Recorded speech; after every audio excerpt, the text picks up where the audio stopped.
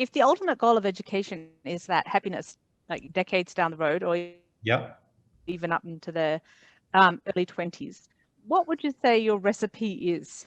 You know, I'm sure you don't have anything cookie cutter in what you're creating there, but do you have like guidelines that parents could follow loosely to do that?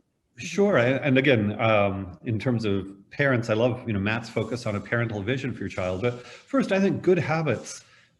You know, all of us, if we develop good habits, we're going to be happier and more well. So, you know, sleeping well, that sounds pretty banal, but sleep, exercise, good nutrition, those are pretty basic. And yet, you know, as you both know, there are millions of kids who are not getting those basics, and sometimes because of school or social life or video game addictions or a million things. So healthy habits, old-fashioned, but still really valuable.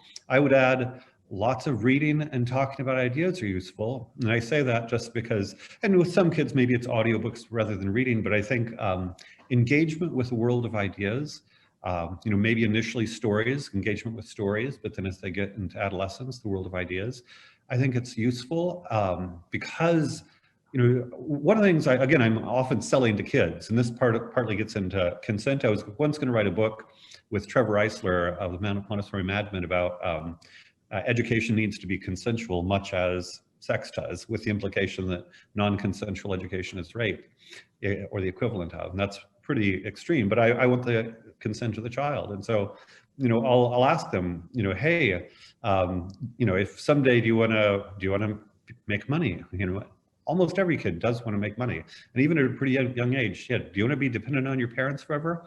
I have never met a child who actively wants to be dependent on their parents forever. And the impulse to be free and capable is tremendous in the young person. And so, you know, things like that. Well, if you want to be, you know, independent, gotta find a way to make money. How are you going to make money? You know, very basic questions. And so with things like this, I find that, you know, one of my pet peeves about some kinds of self-directed education is let kids do whatever they want. Well, I would flip it around and say, yes, I want the child's consent, but I also want informed consent. And this is where you and I might disagree a bit about on this, Kath. Playing video games for 12 years is not great.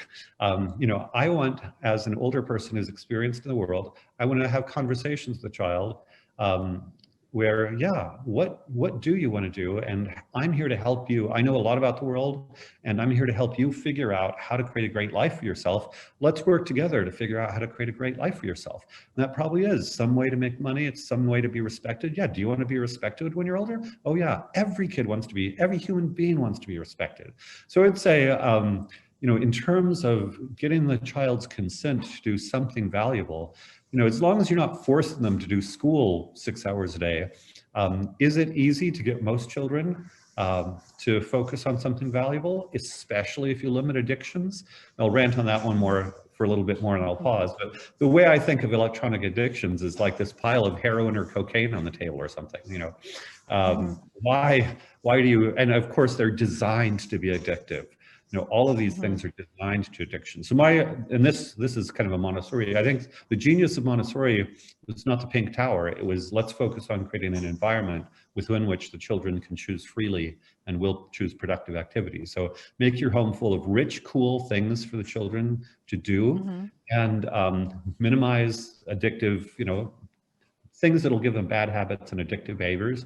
And then, yeah, coach them, talk to them, befriend them, be their kind of mentor on how to have a great life. And within that, oh, you don't want to read about history? No problem. You don't want to do science? Okay. You're going to do art all day? I'd be fine with a kid doing art all day. At some point, do you want to make a living of this? Let's talk about that, how you do that. So basically, let's figure out how together as a team for you to make a great life. And voila.